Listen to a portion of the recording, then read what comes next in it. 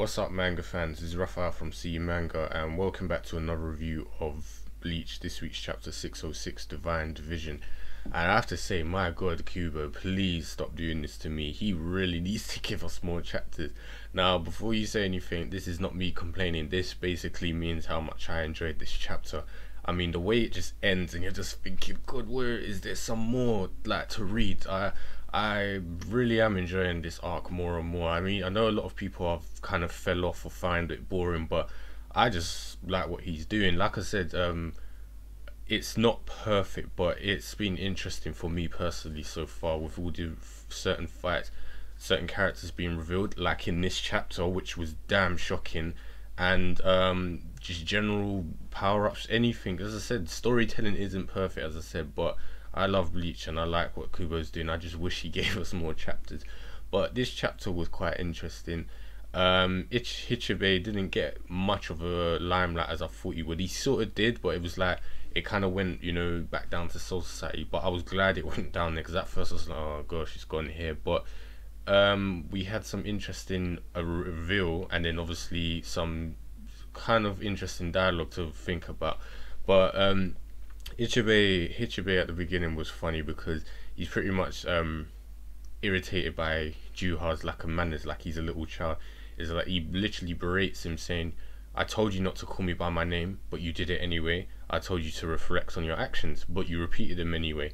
And it's like, I said that you've aged, but you've proven to me with your mischief and antics that you're still immature. It's like, if you're not gonna listen to me, I have no choice but to kill you.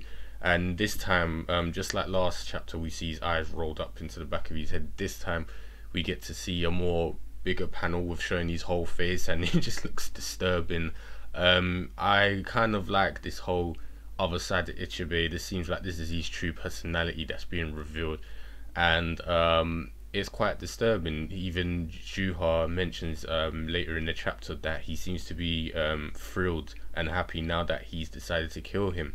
So this is where it literally cuts back to Soul Society, and we see a figure who's eventually revealed, Shinhouin, across the Serete, calling out to her sister, and she's carrying a package. And we see Urahara is drawing a line on the ground, and Hiyori, along with Lisa, Hachi, and Love, arrive. And Hiyori asks him if he did not finish up his preparation, which I'm assuming is for the cannon, because they were apparently all meant to go at the same time.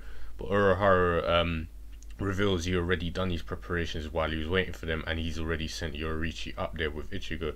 And this pretty much annoys and pees off Hiyori, like thinking, what the hell was you thinking? Weren't we all supposed to be going together at the same time? How could you send Yourichi and Ichigo up there, like literally to die? And this is how serious the situation. Hiyori must know how dangerous it is for them to be going on their own. And it's like, are you just willing to use them as pawns to slow them down even if they die? And he says, oh, the situation's changed. It's like, I don't care. It's like, you've sent them to die, like, by the looks or by the sounds of it. So before it escalated, this is where I was literally shocked as hell. Yourichi is revealed to have a little sister, and she introduced right here, right now, by interrupting that conversation. And she's apparently as well the 23rd clan leader of the Yourichi clan, guardian of the heavenly armor, Shinhouin, and her name is Yuushirou, sorry. And I just thought she's very cute. She's like nothing like Yourichi. She's more of a crybaby, and she was upset when Yourichi finally contacted her for the first time in a while. And then when she gets to obviously thinks she's going to help out, she's obviously looking forward to seeing her and helping her out. She's arrived too late, and she's upset, thinking, oh great, all this time and I don't even get to see it. But Urahara says that it was for the sake of the court, and this is something that annoys Hiyori, saying, you always say that and it really annoys me. And I think this is something similar to what Aizen said before, when he was like, would you really you know, when he was being sealed up after fighting Ichigo, he was like, would you always bow down to that? And we can assume he was talking about the Soul King. So this kind of seems similar, that he's kind of in a way forsaken Yourichi and Ichigo for the sake of the Soul King. So obviously Hiyori's like, how can you do that so easily? But you know, Urahara's always got a plan. I don't think he sacrificed them for anything. He'll most likely have some sort of plan that will you know, keep them alive, and everything will work out. So yeah, as I said, he says Yourichi, Yuushirou, whatever she's bought, which is most likely one of the Yourichi clan's devices, will be useful, which I'm looking forward to see what's under that blanket. So back in the royal, the Soul King Palace, we see Yhwach and Ichibei are still clashing with, and you know, Juha with his sword, Ichibei with his brush. And this is what I mentioned earlier. Ichibei is basically being commented on being much happier now after deciding to kill him. And this is where I really enjoyed, because I thought a sword going up against a brush isn't really a good advantage. So he actually shoved his sword at Ichibei, who dodges it by a hair of his face. And Ichibei thrusts his brush at his arm, which Yhwach blocks, thinking, oh, this is nothing. But Ichibei says, you've sacrificed your arm, and he reveals his brush can't cut flesh, but his brush can cut the name of it. And he says, I'll cut the name arm, and his arm falls to the side and it's limp and mashed up, and he reveals it's now called R-A-R. So Ichibei also comments that Juha must be feeling quite sluggish now, because all of his abilities have been cut in half. These muscles and fibers are basically all supposedly smashed up. And then he sends him flying back to the palace with a single slash, and I was just like, yes, he's getting his ass handed to. I know it's only for the time being, but it's good to see Juha kind of get slapped about a bit. He's too damn cocky. But yeah, Ichibei's gloating now, saying, oh, how does it feel being cut? He's just got the most sadistic look on his face majority of the time in this fight. And he was even more happy about it now, when he even says, oh, how does it feel being cut to pieces? Should I, you know, chop you up some more? And Yhwach grins, saying, oh, you know, does it look like I'm suffering? And gathers Ryatsu, and the chapter just ends, and I'm just like, oh, great. I really wish we could add more. But as I said, it was great. It looks like Juha, as obvious, is not down for the count yet.